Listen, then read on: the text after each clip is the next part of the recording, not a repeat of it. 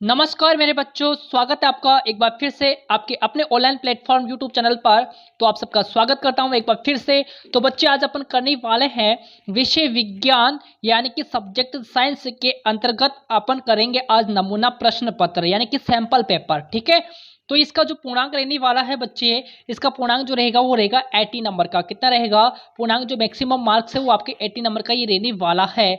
अवधि की बात करें बच्चे तो इसका जो समय है, समय क्या रहेगा भाई? यहाँ पर 2.5 घंटे का समय जो है आपके पास में रहने वाला है। 2 घंटे 30 मिनट का समय आपके पास में रहेगा। ओके बच्चा, तो विज्ञान का जो है यहाँ पर नमूना प्रश्न पत्र अपन करेंगे। उम्मीद करता हूं कि इस प्रश्न पत्र में से आपको बहुत से क्वेश्चन जो है आपके एग्जाम के अंदर जो है देखने को मिलेंगे। ठीक है, तो देखो बच्चे, यहाँ पर आपको दे रखा है यहाँ पर वस्तुनिष्ठ प्रश्न जो है। यहाँ पर सबसे पहले आपसे वस्तुनिष्ठ प्रश्न पूछे जाएंगे, यानी कि प्रश्न के आपको 4 ऑप्शन मिलेंगे, उसमें से कौन सा ऑप्शन जो है आपका राइट रहेगा तो आपको यहाँ पर फिल करना होगा कोष्टक के अंदर। ठीक है बच्चा, तो देखो यहाँ पर वस्तुनिष्ठ प्रश्नों की संख्या यहाँ पर है 1 से 8। ठीक है, यानी कि 1 से लेकर 8 तक प्रश्न जो है आपके यहाँ पर वस्तुनिष्ठ प्रश्न यहाँ पर आ जाते हैं। ठीक है, तो देखो यहाँ पर क्वेश्चंस देखेंगे अपन। तो बच्चे देखो, वीडियो को स्टार्ट करने से पहले आपको चैनल को सब्सक्राइब करना है, बेल आइकन प्रेस करना है ताकि नेक्स्ट वीडियो का नोटिफिकेशन जल्दी से आपको मिल सके।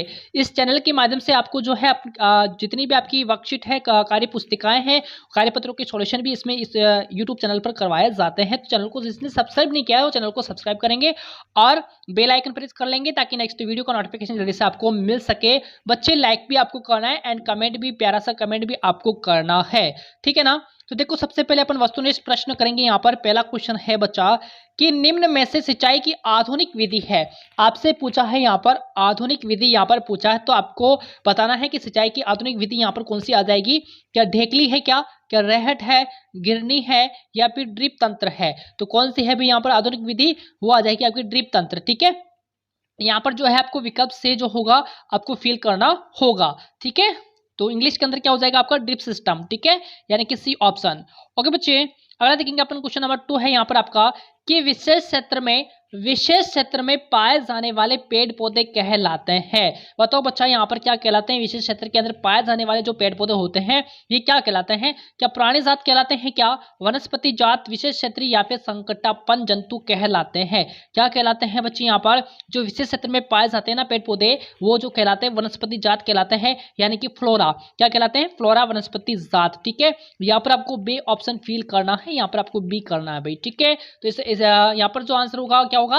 वनस्पति जात। ओके, अगला क्वेश्चन देखो, क्वेश्चन नंबर 3 है कि अनाज का भंडारण करते समय कीटों से सुरक्षा के लिए निम्न में से किसका उपयोग किया जाता है? बताओ भाई बच्चे, यहाँ पर जब अनाज का भंडारण किया जाता है ना तब कीटों की सुरक्षा के लिए उपयोग करते हैं भाई। कीटों की सुरक्षा के लिए जो है कुछ उपाय किए जाते हैं। तो यहाँ पर क्या है कि नीम की सूखी पत्तियां है, क्या साइलो होगा या फिर ए और बी दोनों होगा? यहाँ पर आंसर जो है बच्चे क्या रहने वाला है? नीम की सूखी पत्तियों का भी प्रयोग किया जाता है और साइलो का भी, जो बड़े बड़े भंडारगृह होते हैं उनको अपन साइलो कहते हैं। ठीक है, तो साइलो का भी उपयोग यहाँ पर किया जाता है। तो ए और बी जो है यहाँ पर दोनों ही राइट होंगे। ठीक है, दोनों ही यहाँ पर राइट रहने वाले हैं। विकल्प से जो होगा यहाँ पर बच्चे राइट हो जाएगा। ठीक है, अगला देखने वाले हैं अपन क्वेश्चन नंबर 4 है यहाँ पर। ठीक है, देखो भाई, घरों में काम आने वाला सर्वाधिक उच्च श्रेणी का ईंधन कौन सा है? बताओ भाई, यहाँ पर घरों के अंदर काम आने वाला सर्वाधिक उच्च श्रेणी का ईंधन आपसे पूछा है तो कौन सा ईंधन यहाँ पर हो जाएगा?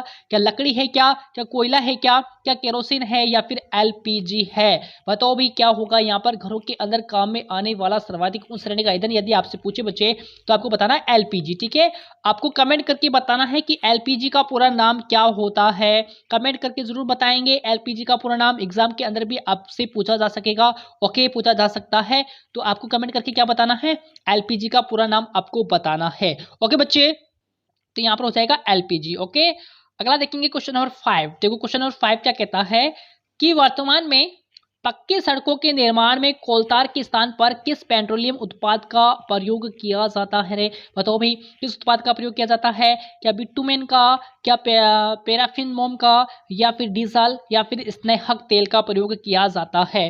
क्वेश्चन नंबर 5 का आंसर जो है बच्चा यहाँ पर क्या रहेगा? क्या हो जाएगा? बिटुमेन। ठीक है, विकल्प ए जो है यहाँ पर आपको फिल करना है। वर्तमान के अंदर पक्की सड़कों के निर्माण में जो कोलतार के स्थान पर किस पेट्रोलियम उत्पाद का प्रयोग किया जाता है? बिटुमेन का किया जाता है। विकल्प ए फिल करेंगे। ओके, क्वेश्चन नंबर आपका 6 है। देखो भाई, किसी भूकंप की शक्ति के परिमाण को कौन से पैमाने पर व्यक्त किया जाता है, यानी कि भूकंप मापनी जो इकाई होती है वो क्या है भाई, यहाँ पर कौन सी मापनी है, पैमाना है यहाँ पर, भूकंप लेखी है क्या, गाइजर है, वायु दाब मापी है, या फिर रिक्टर पैमाना है। बताओ भाई कौन सा है भाई यहाँ पर पैमाना का जो पैमाने पर व्यक्त किया जाता है, कौन सा पैमाना है यहाँ पर, रिक्टर पैमाना है। कौन सा है, रिक्टर पैमाना जो होगा यहाँ पर राइट होगा। बी आपको यहाँ पर बढ़ना है भाई, ठीक है, रिक्टर स्केल, ठीक है, बी आपको यहाँ पर फील करना है। ओके, अगला देखेंगे क्वेश्चन नंबर 7 कि समतल दर्पण द्वारा बने किसी वस्तु का प्रतिबिंब कैसा दिखाई देता है। बताओ भाई समतल दर्पण द्वारा बने किसी वस्तु का प्रतिबिंब कैसा दिखाई देगा, वो सीधा दिखाई देगा। कैसा दिखाई देगा, सीधा, यानी कि विकल्प बी जो है यहाँ पर आपको फील करना है, ठीक है। कैसा दिखाई देगा, भी सीधा दिखाई देगा, इरेक्ट, ठीक है। अगला देखने वाले हैं क्वेश्चन नंबर 8 है भाई यहाँ पर कि नेत्र का वह कौन सा भाग है जो नेत्र को विशिष्ट रंग प्रदान करता है। बताओ भाई नेत्रदान के अंदर कौन सा भाग जो दान किया जाता है, आपको कमेंट करके बताना भाई, ठीक है। यहाँ पर आपसे पूछा है कि नेत्र का वह कौन सा भाग है जो नेत्र को विशिष्ट रंग प्रदान करता है बच्चे, क्या पुतली है, कोर्निया, परितारिका या फिर रेटिना। क्या होगा यहाँ पर, रंग प्रदान करता है वो आपका परितारिका है भाई, ठीक है। आइरिस इसको अपन कहेंगे इंग्लिश के अंदर, तो यहाँ पर आपको बी आपको भरना है। ओके, परितारिका हो जाएगा, याद रखेंगे, ठीक है ना। अगला देखेंगे अपन अति लघुतरात्मक प्रश्न है, यहाँ पर 9 से लेकर के 12 तक है जो आपके अति लघुतरात्मक प्रश्न आपसे पूछे जाने हैं, ठीक है। तो देखो यहाँ पर 9वां क्वेश्चन कि विषाणु सूक्ष्म जीवों से किस प्रकार भिन्न होते हैं, समझाइए भाई, बताना है आपको, समझाना है। तो देखो भाई किस प्रकार से भिन्न होते हैं, आपका है भाई क्वेश्चन नंबर 9 है कि विषाणु सूक्ष्म जीवों से किस प्रकार भिन्न होते हैं, समझाइए। तो उत्तर अपन लिखेंगे कि विषाणु भी सूक्ष्म होते हैं। कैसे होते हैं विषाणु, सूक्ष्म है यानी कि छोटे, ठीक है, परंतु वे अन्य सूक्ष्म जीवों से भिन्न होते हैं। क्या होते हैं, अन्य सूक्ष्म जीवों से भिन्न होते हैं। विषाणु केवल परपोषी में ही गुणन करते हैं, अर्थात जीवाणु पौधे अथवा जंतु कोशिका में गुणन करते हैं, ठीक है। तो इस प्रकार से ये भिन्न हो जाएंगे, आपको समझाना था। 10वां प्रश्न है आपका कि ईंधन के बढ़ते उपयोग से पर्यावरण पर क्या हानिकारक प्रभाव पड़ता है बच्चा। बताओ भी क्या क्या हानिकारक जो प्रभाव है वो पड़ते हैं भाई। तो यहाँ पर उत्तर अपन लिखेंगे कि ईंधन के बढ़ते हुए उपयोग से पर्यावरण पर हानिकारक प्रभाव कौन कौन से हैं। तो पहला आपको लिखना है कि वायु में बिना जले कार्बन कण खतरनाक प्रदूषक होते हैं और श्वसन कष्टों को उत्पन्न करते हैं, यानी कि सांस लेने में क्या होती है, तकलीफ होती है भाई, ठीक है। श्वसन कष्टों को उत्पन्न करते हैं, श्वास लेने में जो है अपन को कठिनाई उत्पन्न हो जाती है, ठीक है, श्वास लेने के लिए। अब देखो सेकंड है यहाँ पर कि ईंधन के अपूर्ण दहन से विषैली कार्बन मोनोऑक्साइड गैस बनती है। कौन सी बनती है, कार्बन मोनोऑक्साइड जो गैस होती है ये बनती है भाई, ठीक है। तीसरा देखो वायु में कार्बन डाइऑक्साइड की बढ़ी हुई मात्रा को विश्व उष्णन का कारण बताया जाता है। चौथा पॉइंट, कोयले, डीजल और पेट्रोल के दहन से उत्पन्न सल्फर और नाइट्रोजन के ऑक्साइड अम्ल वर्षा उत्पन्न करते हैं जो फसलों, भवनों और मृदा के लिए हानिकारक होती है। मृदा का मतलब मिट्टी के लिए, ठीक है, मिट्टी के लिए जो है हानिकारक होती है, ठीक है। तो 9 और 10 का आंसर आपको इस प्रकार से लिखना है एंड याद भी होना चाहिए।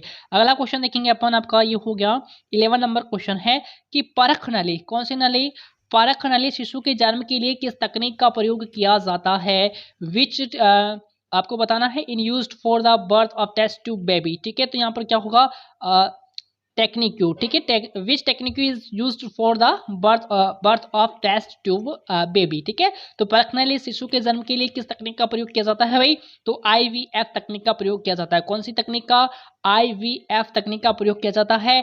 यहाँ पर IVF की फुल फॉर्म क्या होती है आपको कमेंट सेक्शन में बताना है बच्चे, ओके। IVF की फुल फॉर्म क्या होती है कमेंट करके आप बताओगे। अगला क्वेश्चन देखेंगे अपन, क्वेश्चन नंबर 12 है भाई यहाँ पर कि चिकित्सा के क्षेत्र में अनेक समस्याओं के अनुसंधान एवं निदान के लिए किस प्रकार की ध्वनि के उपकरणों का प्रयोग किया जाता है। तो वो आ जाती है भाई पराश्रव्य ध्वनि, ठीक है। यहाँ पर आंसर होगा पराश्रव्य ध्वनि के उपकरणों का प्रयोग किया जाता है, पराश्रव्य ध्वनि, ओके। अगला देखेंगे भाई यहाँ पर आपको मैच करना है स्तंभ ए का स्तंभ बी से मिलान करना है, ओके। तो आइए इसका मिलान अपन कर लेते हैं। तो देखेंगे बच्चे यहाँ पर स्तंभ ए का स्तंभ बी से मिलान करना है भाई आपको। तो देखो ए का मिलान किससे होगा, हैजा जो है यहाँ पर आपका जीवाणु से मिलान होगा भाई, ठीक है। हैजा का जो है जीवाणु से आपको मैच करना है भाई। देखो यहाँ पर हैजा का जीवाणु से मैच आपको करना है, ओके।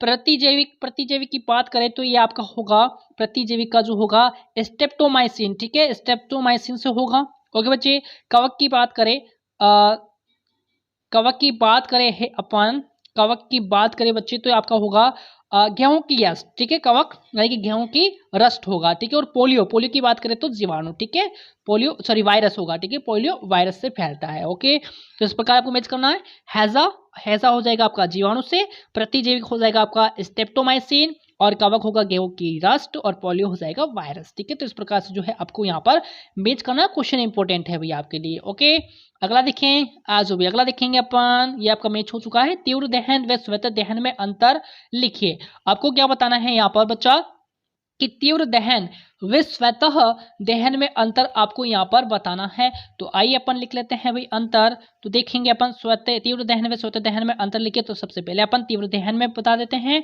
तो देखो यहाँ पर किसी ज्वलनशील पदार्थ जैसे एलपीजी के निकट जलती हुई तीली अथवा गैस लाइटर लाया जाता है तो गैस तेजी से जलने लगती है, ठीक है, तथा ऊष्मा और प्रकाश उत्पन्न करती है। इस प्रकार का दहन क्या कहलाता है बच्चा? इस प्रकार का जो दहन होता है इसे अपन कहते हैं तीव्र दहन। क्या कहते हैं भाई? तीव्र दहन कहलाता है। ओके, फिर देखो यहाँ पर अगला है आपका श्वेत दहन, है ना। तीव्र दहन और श्वेत दहन में आपको बताना था। देखो, दहन जिसमें पदार्थ बिना किसी प्रत्यक्ष कारण के अचानक लपटों के साथ जल उठता है। क्या होता है? दहन जिसमें पदार्थ बिना किसी प्रत्यक्ष कारण के अचानक जो है लपटों के साथ जल उठता है स्वतः दहन कहलाता है। जैसे कि फास्फोरस कमरे के ताप पर वायु में जल उठता है। ओके, तो इस प्रकार से आपको बताना था श्वेत दहन और तीव्र दहन के अंदर अंतर लिखना था। ओके, अगला देखेंगे अपन क्वेश्चन नंबर 15। क्वेश्चन नंबर 15 है भाई आपका, देखो भाई कोष्टक के अंदर, है ना, क्या दिया हुआ है आपको कि कोष्टक में दिए गए शब्दों में से उचित शब्द का चयन कर रिक्त स्थानों की पूर्ति कीजिए। क्या करना है? रिक्त स्थानों की पूर्ति आपको करना है, प्रत्येक 1 नंबर का है, ठीक है, टोटल मिलाकर आपके 4 नंबर की ये बनेंगे। ओके, तो ए वाला देखो कि मिट्टी को उलटने पलटने एवं पोला करने की प्रक्रिया जो होती है ना, इसको अपन क्या कहते हैं? जुताई कहते हैं। क्या कहते हैं? जुताई, ठीक है, ये जुताई कहलाती है। ओके, बे वाला देखेंगे कि अवांछित एवं बिना उगाए पौधों को हटाया जाता है, जिन्हें अपन क्या कहते हैं? खरपतवार। क्या कहते हैं बच्चे? खरपतवार, है ना, खरपतवार कहते हैं, ठीक है। से वाला देखेंगे कि क्षतिग्रस्त बीज जल की सतह पर तैरने लगेंगे। ओके, डी वाला दानों को भूसे से अलग करना, है ना, दानों को जब अलग किया जाता है भूसे से तो इसको अपन कहेंगे थ्रेसिंग। क्या कहते हैं? थ्रेसिंग कहेंगे, ठीक है, तो ये थ्रेसिंग कहलाता है। ओके, तो अगला देखने वाले हैं अपन क्वेश्चन नंबर आपका 16 है भाई। क्वेश्चन नंबर 16 देखो, निम्नलिखित प्रश्नों के उत्तर एक शब्द में दीजिए। क्या करना है आपको? एक शब्द के अंदर जो है आपको उत्तर यहाँ पर देना है। ओके, तो देखो यहाँ पर यौवनारंभ में शारीरिक परिवर्तन किसके द्वारा नियंत्रित होते हैं? तो ये ऐसा होता है हार्मोन के कारण, ठीक है, हार्मोन के द्वारा जो है नियंत्रित होते हैं। खे वाला देखेंगे कि तनाव संयोजन का कार्य किस हार्मोन के द्वारा किया जाता है? तो एड्रेनलिन हार्मोन आ जाएगा, एड्रेनलिन, ठीक है। गे वाला देखेंगे कि एड्स के रोग कारक वायरस का पूरा नाम लिखिए। एड्स का मतलब HIV, ठीक है, HIV एड्स, तो एड्स का पूरा आप नाम लिखेंगे कि ह्यूमन इम्यूनो डिफिशियंसी वायरस, ठीक है, तो इस प्रकार आपको लिखना है। HIV का फुल फॉर्म मैंने यहाँ पर लिखा है तो आप लिखेंगे, ठीक है। अगला देखेंगे अपन घे वाला कि गॉइटर रोग किस ग्रंथि से संबंधित है? बताओ भाई, गॉइटर रोग जो है किस ग्रंथि से संबंधित होता है? तो ये आपका होता है थायराइड ग्रंथि से, ठीक है, थायराइड ग्रंथि से होता है आपको ठीक है ना। तो एक आपसे क्वेश्चन पूछता हूं मैं आपको, मास्टर ग्रंथि जो है किस ग्रंथि को कहा जाता है? आप कमेंट करके बताएंगे भी, ठीक है, मास्टर ग्रंथि के नाम से किस ग्रंथि को जाना जाएगा? कमेंट करके आपको बताना है, इंपॉर्टेंट क्वेश्चन बन सकता है भाई आपके लिए। ओके, अब देखो यहाँ पर ट्रू फॉल्स है, ठीक है ना। निम्नलिखित कथनों के सामने सत्य असत्य लिखना है भैया आपको, ठीक है, असत्य और असत्य आपको बताना है, ठीक है ना। तो यहाँ पर देखो, तो देखो बच्चे, सबसे पहले के वाला है आपका कि द्रव तथा गैस बर्तनों की दीवारों पर दाब नहीं लगाते हैं। क्या ये सत्य है? क्या ये आपका ट्रू है या फिर फॉल्स है? आपको बताना है यहाँ पर कि द्रव तथा गैस बर्तनों की दीवारों पर दाब नहीं लगाते हैं। नहीं भाई, गलत है, या तो आपका, तो ये आपका हो जाएगा फॉल्स, ठीक है। आपको यहाँ पर F लिखना है भाई, ठीक है, क्या लिखना है भाई आपको? ये असत्य है आपका, तो यहाँ पर F लिख दीजिएगा, ठीक है। खे वाला है कि बल का परिमाण तथा दिशा दोनों होते हैं। बिल्कुल होता है, तो आपको यहाँ पर ट्रू लिखना भी, इसके आगे जो है आपको ट्रू लिखना है। ओके, यहाँ पर आपका हो जाएगा ट्रू। ओके, फिर आपका ये वाला है गे वाला कि एक आवेशित वस्तु अनावेशित वस्तु को आकर्षित करती है। नहीं भाई, ये गलत है आपका, ये फॉल्स हो जाएगा, ठीक है। ये आप सॉरी, ये आपका ट्रू है, ये भी आपका ट्रू होगा। एक आवश्यक वस्तु अनावश्यक वस्तु को आकर्षित करती है, बिल्कुल सही आपका ये ट्रू है, सत्य है। अब देखो घे वाला कि बल किसी वस्तु को विराम अवस्था से गति में नहीं ला सकता है। बल किसी वस्तु को विराम अवस्था से गति में नहीं ला सकता, नहीं ला सकता, ये गलत है भैया आपका, ठीक है, तो ये फॉल्स हो जाएगा, ठीक है। आप के में आप करोगे एफ, खे में आपका टी है यानी कि ट्रू, घे में आपका टी है यानी कि ट्रू, और घे में आपका फॉल्स है यानी कि एफ, ठीक है। तो आपको इस प्रकार से फील करना है। ओके बच्चे, अब देखो वनोन्मूलन से क्या तात्पर्य है, इसके दो कारण आपको बताने थे। तो आप क्वेश्चन जो ये क्वेश्चन जो है आप अपने शिक्षक से पूछेंगे। 19 क्वेश्चन नंबर, जो 19 क्वेश्चन नंबर है आपका, इसका भी आपको शिक्षक से पूछना है। 20 एंड 21, ठीक है, एंड 22 और आपका 23 क्वेश्चन है। और बच्चे यहाँ पर जो है ये हो गया आपका 24 क्वेश्चन। तो इन सभी का जो है आंसर आप अपने स्कूल के अंदर शिक्षक से पूछेंगे, शिक्षक से जानेंगे, ठीक है बच्चा। तो आज के लिए अपन इतना ही करेंगे।